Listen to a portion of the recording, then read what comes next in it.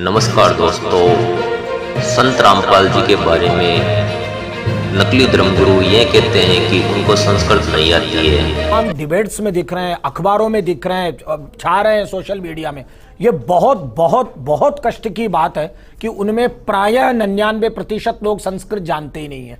अब संस्कृत जो नहीं जानता हो वो क्या धर्म की, वैदिक धर्म की, रामायण की, गीता की, महाभारत की चर्चा करेगा। उसी का एक नमूना रामपाल जी। हिंदू धर्म के शंकराचार्यों से ही जान लेते हैं कि इनको कितनी संस्कृत आती है। बाकी नकली धर्मगुरुओं की तो बात ही क्या।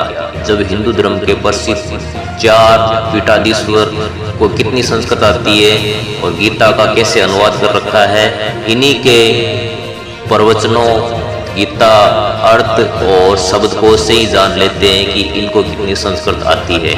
आइए देखते हैं इन चारों धर्म गुरुओं के विचार। जी, हमने सुना है चारों वेदों वाला ज्ञान ही श्रीमद् भगवद गीता में संक्षिप्त करके कहा गया है। क्या आप इस बात से सहमत हैं और क्यों? ऐसा है कि श्लोक है, सर्वोपनिषदो गावो दुग्धा गोपाल नंदना पार्थो वत्स सुधीर भोक्ता दुग्धम गीता मृतम महत। समस्त उपनिषद गऊ है और उनको दोहने वाले भगवान श्री कृष्ण है, अर्जुन बछड़ा है और गीता अमृत दूध है। उत्तम और अनुत्तम में क्या अंतर है? उत्तम कहते हैं जो श्रेष्ठ हो और अनुत्तम उसको कहते हैं जिससे श्रेष्ठ कोई ना हो। गीता अध्याय 7 श्लोक 18 में गीता बोलने वाला भगवान अपनी साधना को अनुत्तम क्यों कह रहे हैं? इसलिए कह रहे हैं कि उनकी साधना वेद प्रतिपाद्य है, तो वेद के अनुसार साधना करना सर्वश्रेष्ठ है, उससे श्रेष्ठ कोई नहीं। जी महाराज जी, मेरा अगला सवाल ये है कि गीता ज्ञान दाता गीता अध्याय 18 श्लोक 62 में अपने से किसी अन्य परमेश्वर की शरण में जाने को कह रहा है। वो परमेश्वर कौन है? कहाँ पर क्या कहा है? गीता ज्ञान दाता गीता अध्याय 18 श्लोक 62 में। अच्छा, 18 में तो ये है कि ईश्वर सर्वभूतानां, श्लोक बोल देते हैं, हृदय सेर्जुन तिष्ठति ब्राह्मण सर्वभूतानां हृदय सेर्जुन तिष्ठति तमेव शरणं गच्छ सर्वभावेन भारत तत्प्रसादात् परम शांतिम स्थानं प्राप्स्यसि शाश्वतम्। इस श्लोक का आप उल्लेख कर रही हैं। इसका अर्थ यह है कि ईश्वर सब प्राणियों के हृदय देश में रहता है और उनको उनके कर्मानुसार भ्रमाता है।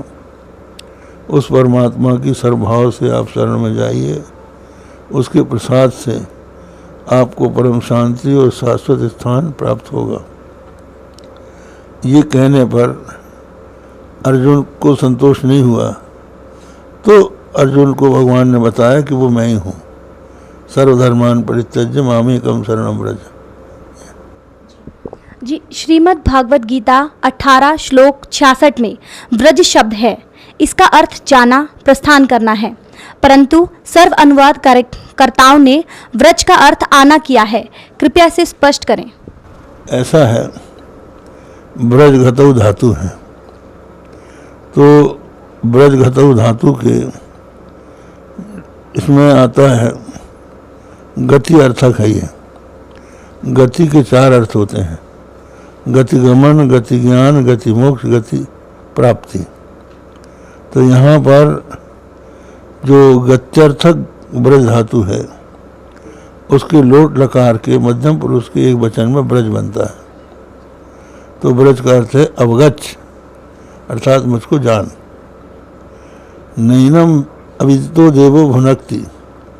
ये सिद्धांत है कि जब तक परमात्मा को नहीं जान लेता तब तक परमात्मा उसकी रक्षा नहीं कर सकता। इसलिए तुम उस परमात्मा को जानो।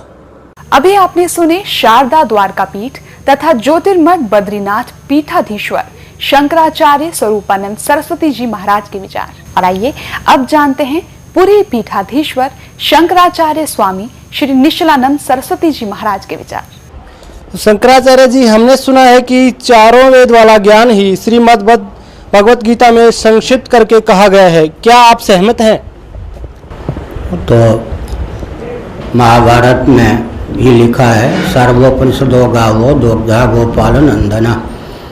वेदों का तात्पर्य, वेदों का जो शिरोभाग उपनिषद है उसमें सन्निहित है। उपनिषदों का मंथन करके श्रीमद् भगवद गीता की अभिव्यक्ति हुई है। तो शंकराचार्य जी, उत्तम और अनुत्तम में क्या अंतर है? अच्छा, यह गीता में आया है अनुत्तम, मतलब जिसके समान और कोई उत्तम ना हो, उत्कर्ष उत्कृष्ट कर अर्धोतक।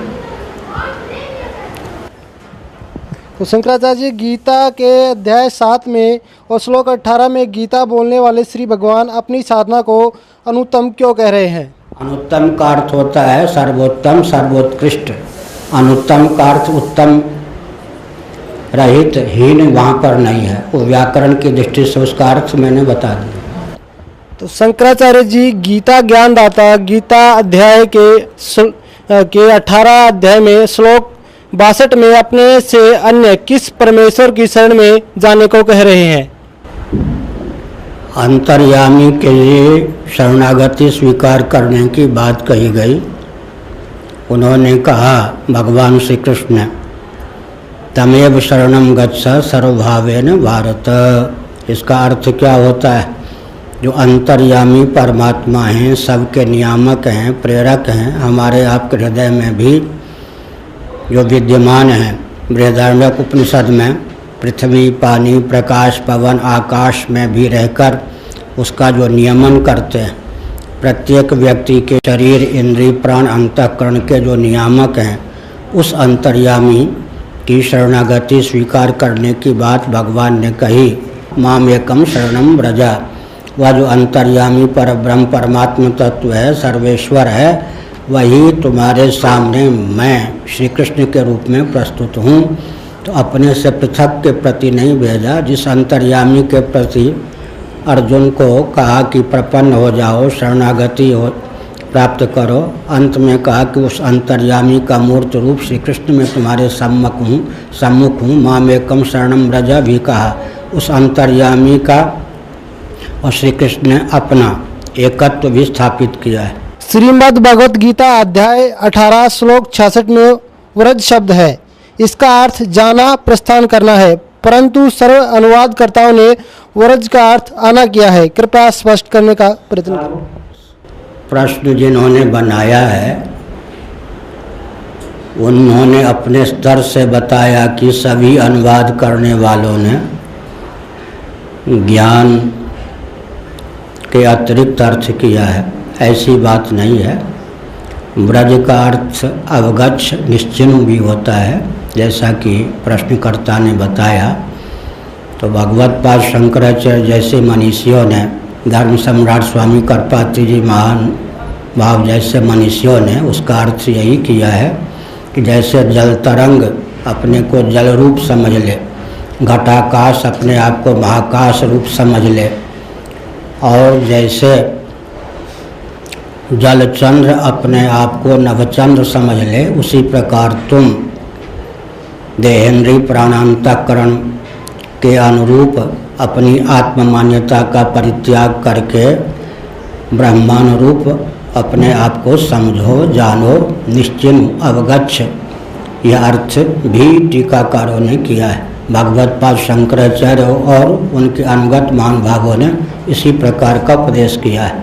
लेकिन जो श्री वैष्णवाचार्य इत्यादि हैं, उन्होंने अपने स्तर से अपने प्रस्थान के अनुसार उस प्रकार का भी अर्थ किया है जिसका चित्रण प्रश्नकर्ता ने किया है। अभी आपने सुने आदरणीय पुरी पीठाधीश्वर शंकराचार्य स्वामी श्री निश्चलानंद सरस्वती जी महाराज के विचार। और आइए अब जानते हैं आदरणीय श्री माधवाचार्य महाराज जी के विचार। हमने सुना है कि चारों वेद वाला ज्ञान ही श्रीमद् भागवत गीता में संक्षिप्त करके कहा गया है। सबका साथ साथ कहा गया है, वहाँ सभी चारों वेदों में साथ कहा गया। उत्तम और अनुत्तम में क्या अंतर है? क्या अंतर लगता है आपको? जो उत्तम है उत्तम है, जो श्रेष्ठ है। अनुत्तम जो उससे कम है वो अनुत्तम। गीता जी अध्याय 7 श्लोक 18 में गीता बोलने वाला भगवान अपनी साधना को अनुत्तम क्यों कह रहा है? अपनी साधना को अनुत्तम तो नहीं कहा, साधना को अनुत्तम नहीं कहा गया, संत उत्तम ही है। गीता ज्ञान दाता तथा गीता अध्याय 18 श्लोक 62 में अपने से अन्य किस परमेश्वर की शरण में जाने को कह रहा है? तो अपने से नहीं होता है, वहाँ जो उपासना में जहाँ देवता की उपासना होती है वो अपने से अन्य होता है, तो उसके उनके शरण में जाने की बात ठीक तो है। अभी आपने सुने आदरणीय श्री माधवाचार्य महाराज के विचार, और आइए अब जानते हैं श्रृंगेरी पीठाधीश्वर श्री भारती तीर्थ जी महाराज के विचार। हमने सुना है कि चारों वेदों वाला ज्ञान ही श्री भगवत गीता में संक्षिप्त करके कहा गया है। क्या आप इससे सहमत हैं? हाँ ठीक, गीता तो उपनिषदों का सारभूत है। उत्तम और अनुत्तम में क्या अंतर है?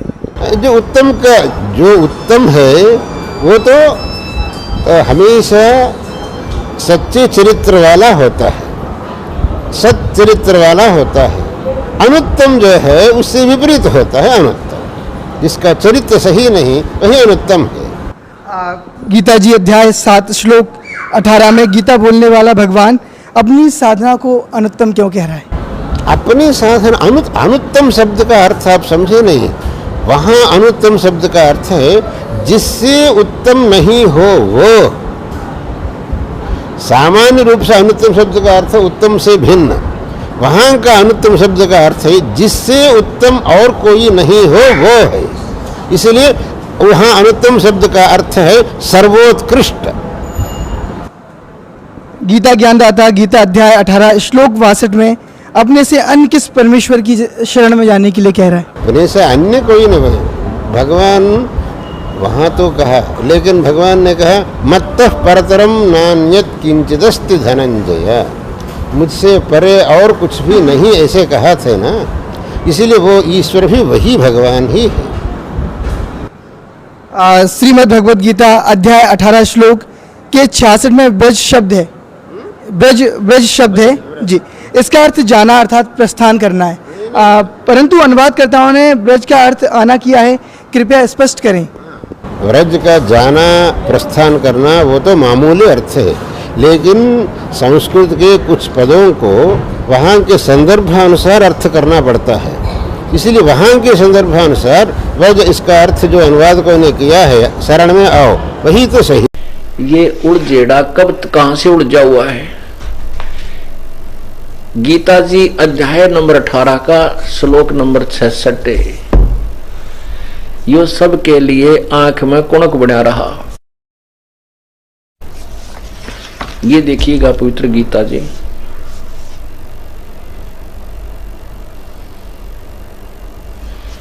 इसमें 18वें अध्याय का 66वां श्लोक,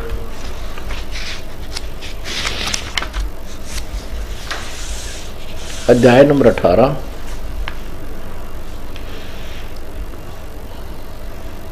और ये श्लोक नंबर 66। इसका है कि सर्वधर्मान परित्यज्य माम एकम शरणम वर्ज अहम तवा सर्व पापे भय मोक्षामि मा शुच। इन्होंने क्या अनुवाद किया कि संपूर्ण धर्मों की अर्थात संपूर्ण कर्तव्य कर्मों को मुझ में त्याग कर तू केवल एक मुझ सर्वशक्तिमान सर्वाधार परमेश्वर की शरण में आ जा। वर्ज माने आजा बता रहा है, लिखा है मैं तुझे संपूर्ण पापों से मुक्त कर दूंगा, शोक मत कर। अब इन्होंने व्रज का अर्थ आजा किया है, जबकि व्रज का अर्थ जाना होता है। ये देखिएगा संस्कृत शब्दकोश,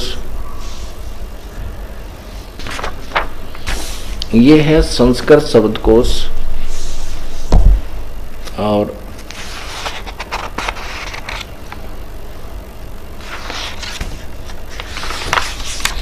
संस्कृत हिंदी कोश वामन शिवराम आपटे द्वारा ये संग्रह किया गया है और मोतीलाल बनारसी दास पब्लिशर्स प्राइवेट लिमिटेड दिल्ली से प्रकाशित हुआ। इसमें देखना 993 पृष्ठ पे ये व्रज शब्द है। इसका अर्थ है जाना, चलना, प्रगति करना, यानी चले जाना, विदा होना आदि आदि। नीचे भी है वर्जनम, ये देखिएगा वर्जनम, घूमना फिरना, यात्रा करना, विसर्जन, निर्वासन और देश निकाला, यानी जाना होता है ना कि आना होता है। इसके साथ साथ आपको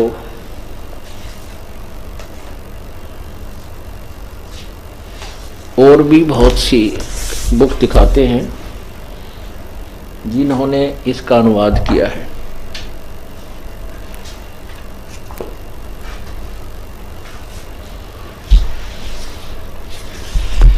ये दिखाते हैं आपको एक और कमाल कर रखा है। यह है श्रीमद् भगवत गीता,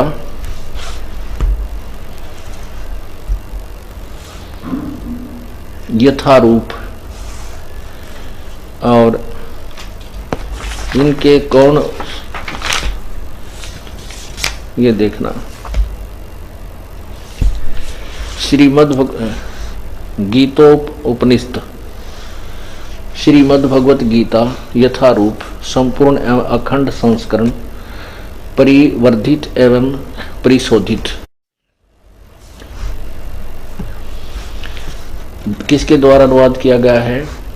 कृष्ण कृपा श्री मूर्ति, श्रीमद् एसी भक्ति वेदांत स्वामी प्रभुपाद, संस्थापक आचार्य अंतर्राष्ट्रीय कृष्ण भगवान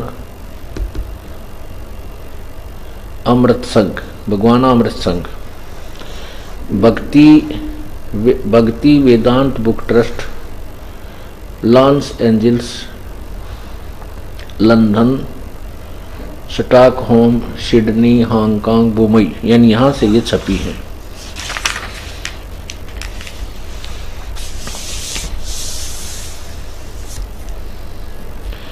अब इसमें और कमाल कर रखा है इन्होंने। अब देखिएगा 18वां अध्याय,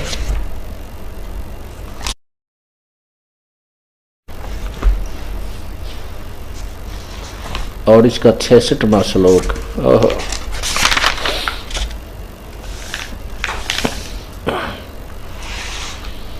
ये देखो, इन नजमा चौड़े में झूठ बोल रखी है। ये है अध्याय नंबर 18 और श्लोक नंबर 66। ये है सर्वधर्मान परित्यज माम एकम शरणम वर्ज, अहम तवा सर्व पापे भय मोक्षामि मा शुच। इसका अनुवाद आगे किया है, और अनुवाद से पहले उन्होंने मायने का अर्थ, शब्दों का अर्थ लिखा है। ये देखिएगा, सर्वधर्मान माने समस्त, सर्वधर्मान का अर्थ क्या किया है?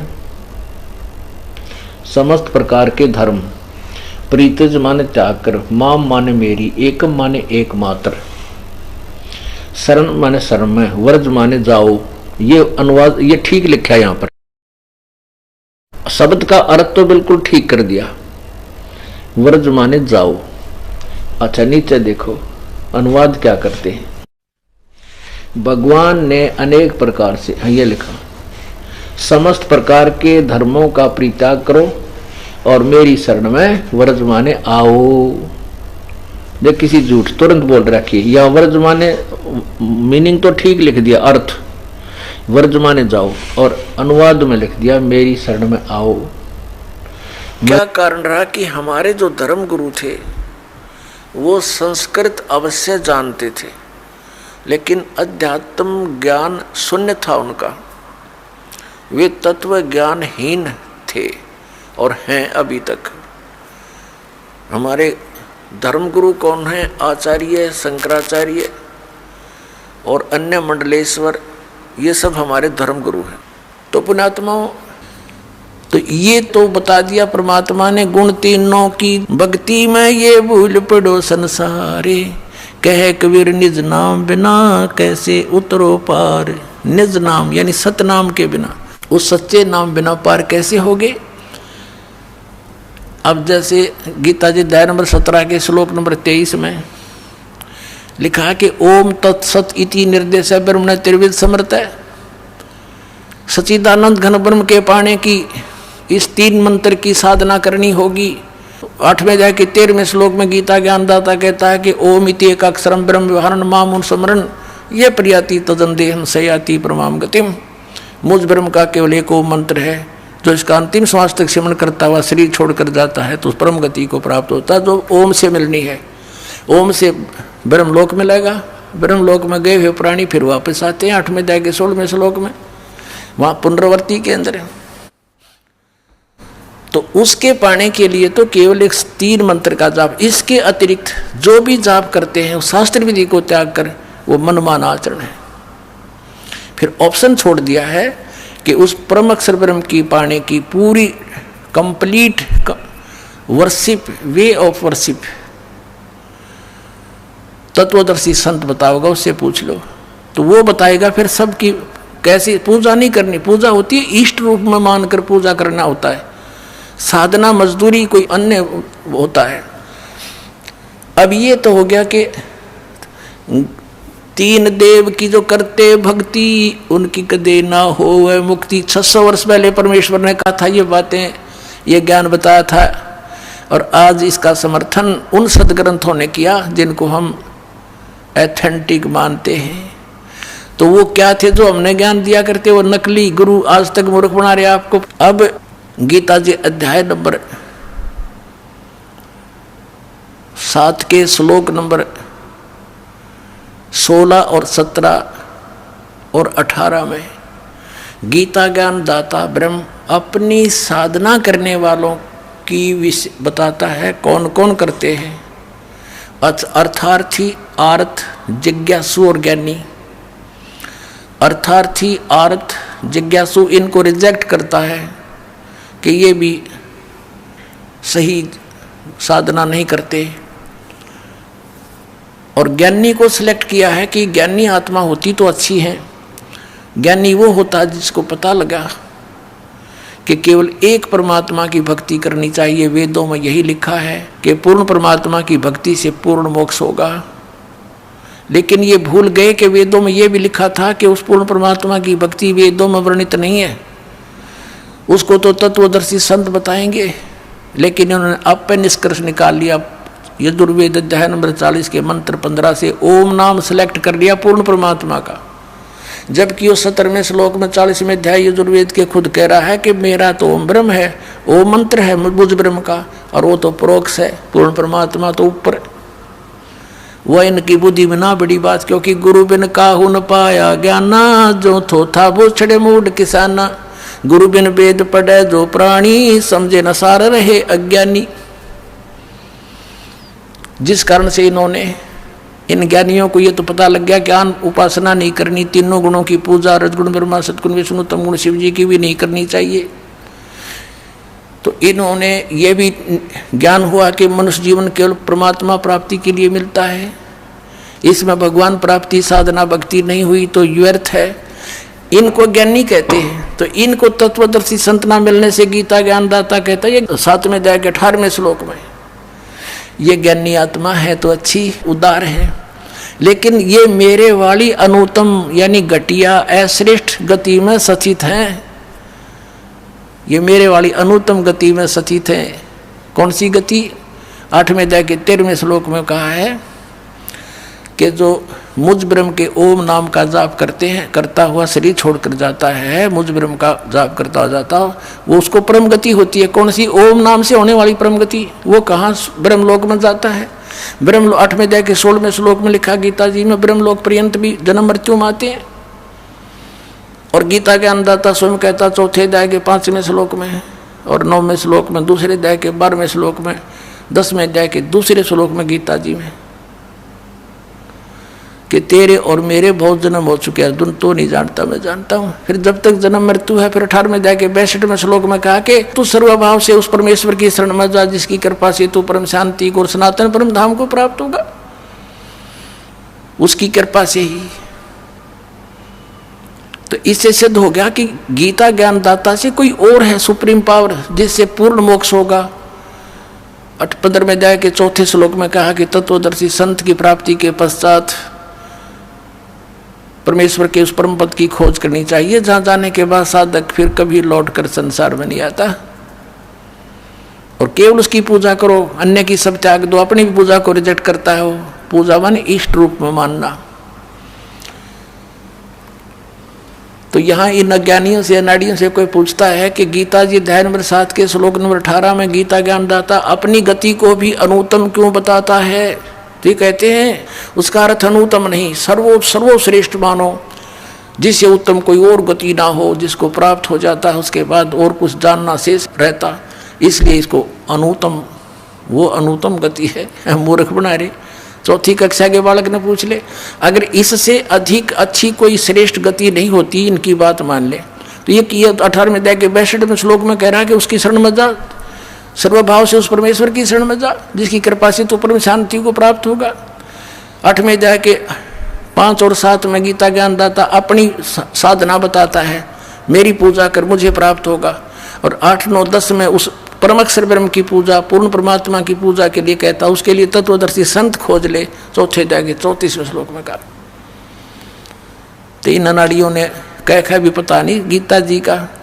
गीता जी में है कि हरे कृष्ण हरे राम राधे श्याम सीताराम ओम नमः शिवाय फलाना धकड़ा, है कोई मंत्र ऐसा? मूर्ख बना रहे कितने दिनों से हमारे को। अब इसलिए इस गीता ज्ञानदाता ने कहा है कि मेरी साधना में ये लीन ज्ञानी आत्मा अनुत्तम गति में ही सचित रहे। अनुत्तम कैसी? कि जिससे जन्म मृत्यु बार बार होती रहे, वो अनुत्तम है। और जहाँ जाने के बाद फिर लौट कर नहीं आते, वो ब्रह्म साधना से प्राप्त नहीं हो सकती। इन ज्ञानी आत्माओं ने हठ योग किए, ओम नाम का जाप किया, वेदों से प्राप्त करके आन उपासना, किसी देव की पूजा नहीं की। और ब्रह्मा जी को जब ये कमल के फूल पर बैठा था, वहाँ सचेत हुआ, इसको बेहोश करके कोमा में रखा हुआ था, वहाँ सचेत कर दिया कमल के फूल पर बैठा के। ब्रह्मा जी कहते मुझे नहीं मालूम है कहाँ से आ गया। तो आकाशवाणी कर दी इस काल ने कि तप करो तप करो। इसने सोचा यह आकाशवाणी पूर्ण परमात्मा की है, और करी थी इस काल ने। उसके बाद ब्रह्मा जी को वेद प्राप्त हुए। वेदों में कहीं पर भी हठ योग तप योग करना नहीं लिखा। तो इस ब्रह्मा के इस लोक वेद से कि मुझे आकाशवाणी हुई है तप करने की, हठ योग करने लग गए। ये ओम नाम का जाप वेदों से ले लिया, हजारों वर्ष तक डले डोते रहे। गीता अध्याय नंबर 11 के श्लोक नंबर 47-48 में कहता, अर्जुन ये मेरा रूप जो तूने देखा, ये असली मेरा रूप है। इससे पहले किसी ने नहीं देखा, किसी को प्राप्त नहीं हुआ मैं। और मेरे इस रूप की प्राप्ति अर्थात मेरी प्राप्ति न वेदों वर्णित विधि से, न तप से, न जप से, न किसी क्रियाओं से कोई नहीं कर सकता। इति सिद्धम कि वेदों में वर्णित विधि ओम नाम से और जो भी साधना क्रिया करते हैं यज्ञों से परमात्मा प्राप्ति नहीं से कुछ अन्य लाभ हो जाते हैं। वो लाभ इन ऋषियों को हो गए, सिद्धियाँ आ गई, एक दूसरे को ऊपर प्रभु पाकी के, किसी को भस्म कर दिया, किसी को जो है ना दुराशीष दे दी, जिस कारण से इनसे डरने लग गए। एक चुनक नाम के ऋषि थे, उसने ऐसे ही वो ज्ञानी आत्मा उद्धार थे, हजारों वर्षों तक ओम नाम का जाप और हठ योग किया।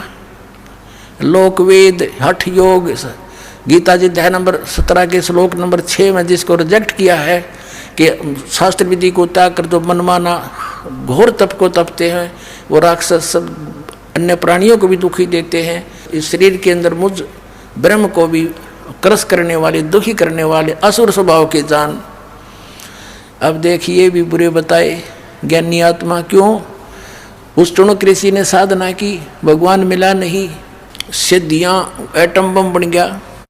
एक मानदाता चक्रवर्ती राजा था, पूरी पृथ्वी पर शासन जिसका हो उसको चक्रवर्ती राजा कहते हैं। अब ये चक्रवर्ती राजा ये अपनी पृथ्वी पर ये देखना चाहते अपने शासन काल में कि मेरे अंतर्गत मेरे अधीन जितने नवाब हैं, राजा हैं, छोटे नरेश हैं, उन्होंने किसी ने मेरी प्रभुता, मेरी पराधीनता अस्वीकार तो नहीं कर दी है। इसलिए एक अश्वमेघ का घोड़ा छोड़ देते हैं अश्वमेघ यज्ञ के लिए, उसके साथ कुछ सैनिक भेज देते हैं और राजा का पर्सनल हॉर्स होता है अपना घोड़ा, उसके गले में एक पंपलेट लगा देते हैं, लगा दिया कि राजा मानदाता राजा के पास इतनी सेना है, 72 करोड़ सेना है, और जिस भी राजा को इस मानदाता चक्रवर्ती राजा की पराधीनता स्वीकार ना हो, घोड़े को पकड़ लो, अपने पास बांध लो और युद्ध के लिए तैयार हो जाओ। पूरी पृथ्वी पर वो घोड़ा घूमाया, सब ने पढ़ लिया पंपलेट कि 72 करोड़ सेना, सब चुप हो गए, किसी ने हिम्मत नहीं की घोड़े को पकड़ देने की, अर्थात युद्ध करने की। तो पूरी पृथ्वी पर विजयी साबित हो गया। वो वापस आ रहे थे, चुनक ऋषि वहां तपस्या किया करता था, उसकी कुटिया के पास से वो गए थे, वहीं से वापस आ रहे थे। उसने पूछा कि सैनिकों, ये घोड़ा खाली क्यों है, इस पर सवार क्यों नहीं, बाकी पर तुम सब विराजमान हो, सवार हो। सैनिकों ने बताया कि ऋषि जी, ये मानदाता चक्रवर्ती राजा का घोड़ा है, इस पर कोई बैठ नहीं सकता। और तुम गए कहाँ थे? ऋषि ने पूछा कि हम पूरी पृथ्वी का चक्कर लगा कर आए और ऐसे ऐसे हमारा उद्देश्य था। तो ऋषि ने कहा कि क्या किसी ने इस राजा का युद्ध नहीं स्वीकार किया, इतना प्रबल है ये? तो सैनिकों ने कहा कि हमारे राजा के पास 72 करोड़ सेना है ऋषि जी, और है किसी की हिम्मत उसकी जाड़ फोड़ दे हम।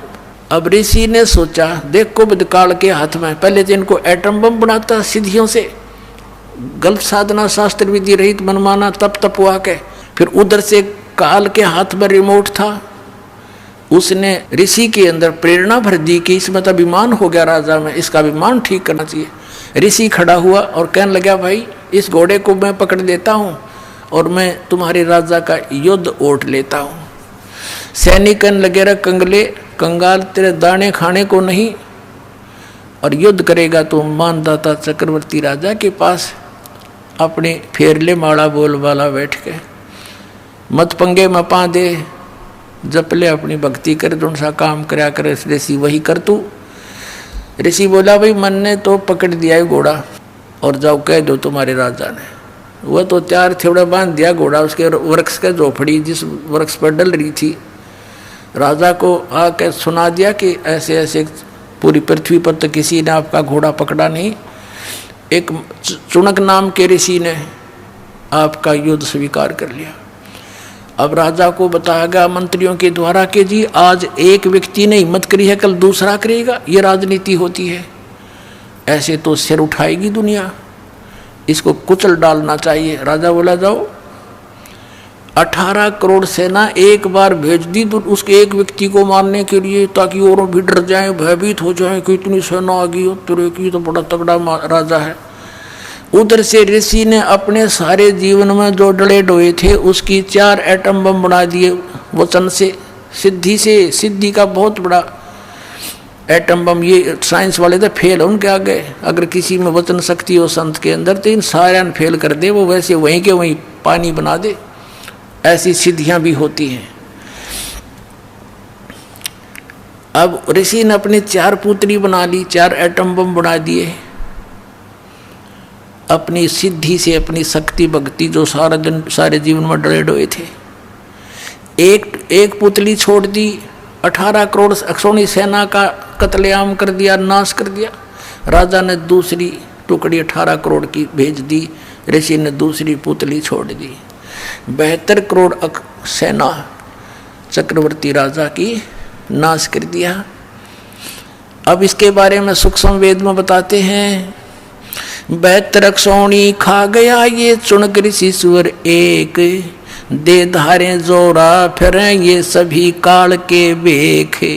हे भगवान, कबीर साहेब दी छोड़, परमेश्वर ने आके बताया कि ये 72 अक्षौणी 72 करोड़ सेना खा गया कौन? वो ऋषिवर, ऋषिश्वर, ऋषियों में भी श्रेष्ठों में भी श्रेष्ठ ऋषि के ये लक्षण है यहाँ के नकली ऋषियों के। इनको हम ऋषि कहीं तो राक्षस कहना चाहिए इनको। बता ऋषि का के मतलब पंगा लेने का, वो अपनी भक्ति करे, राजा अपना काम करे, जाने तो करता रहे। तो ये राक्षस स्वभाव को धारण किए हुए ये ऐसे लोग हैं। और इसलिए गीता ज्ञानदाता कहता है मेरी साधना भी उत्तम नहीं अनुत्तम है, इसे कुकर्म करेंगे फिर ये बाद में इसको करके ने। अब क्या बताया भगवान ने, कबीर साहब ने, कि 72 सोनी खा गया, कतलेआम कर दिया, सन खा ली वो। और चुनक ऋषि ईश्वर एक, ये दे धारे मौत फिरे, जोरा माने मौत तुम नऋषि को, ये तो चलते फिरते जल्लाद हैं जल्लाद, थोड़ा सा इन्हें छेड़ दे जब तेरा जो नाश होगा। पहले संतों की ये काम होया करें। कबीर परमात्मा आए थे, भगवान पत्थर मारे, डले मारे, तेल के उबलते हुए सरसों के कढ़ाई में डाल दिया, टुकड़े टुकड़े कर दिए, फिर भी खड़े पाए मालिक, और किसी को बद्दुआ नहीं दी। ये होते महात्मा, सर्वगुण संपन्न है कबीर परमात्मा। वो पूर्ण विद्वान वही थे, जगत गुरु वही थे, और तत्वज्ञानी तत्वदर्शी संत वही थे, विद्वान वही थे, और भगवान वही है। अब कहते हैं 72 सोनी खा गया वो चुनक ऋषि ईश्वर एक, ये दे धारे मौत फिरे है।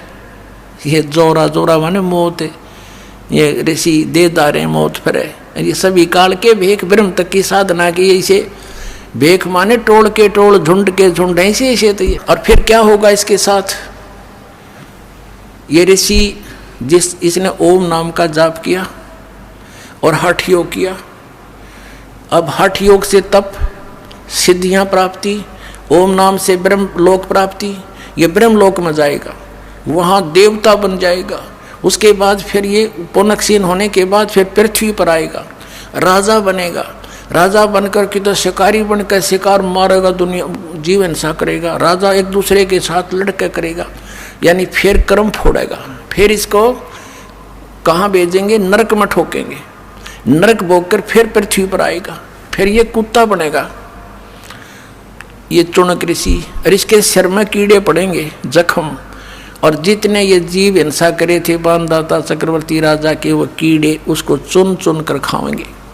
तो इसलिए गीता ज्ञानदाता 7वें अध्याय के 18वें श्लोक में कहता है कि ज्ञानी आत्मा है तो उद्धार, ये चले थे तो परमात्मा प्राप्ति के लिए, लेकिन इनको तत्वदर्शी संत ना मिलने से ये अपने आप निष्कर्ष निकाल कर एक दूसरे से सुन सुना कर और ये समर्पित हो गए मेरे पे। ब्रह्म कहता है काल, और मेरे वाली अनुत्तम गति में सचित रहे, यानी मेरे से जो इस ओम से, मेरी क्रियाओं से, ओम नाम के जाप से जो लाभ मिलना था वही तक गति हुई इनकी, और वो अनुत्तम गति है, अनुत्तम घटिया। अब इस तो बुंडी के घटिया होगी, सारे जीवन डले डोए, और फिर एटम बम बन गया बबूल का पेड़। आम के स्थान पर संत तो आम के पेड़ होने चाहिए, डले माना उसको भी फल दे। और ये बबूल बड़ा हाथ ला दे तो गट जा, उस दिखते तो ये की तरह। इनको ऋषि कहा करते थे हम, परमात्मा ने आंख खोल दी हमारी। तो इसलिए कहा कि है तो अच्छी आत्मा, लेकिन मेरे वाली अनुत्तम घटिया गति में सचित रहे। क्यों? क्योंकि इनको तत्वदर्शी संत ना मिला। इसलिए 18वें अध्याय के 62वें श्लोक में कहा है कि अर्जुन तू सर्वभाव से उस परमेश्वर की शरण में जा, उसकी कृपा से तू परम शांति और सनातन परम धाम को प्राप्त होगा। तो पुण्यात्माओं, परमात्मा ने 600 वर्ष पहले कहा था, 3 देव की जो करते भक्ति उनकी कदे ना होवे मुक्ति। और आज इन सब सदग्रंथों ने समर्थन किया, Kabir is God, Kabir is God. बोलो सतगुरुदेव।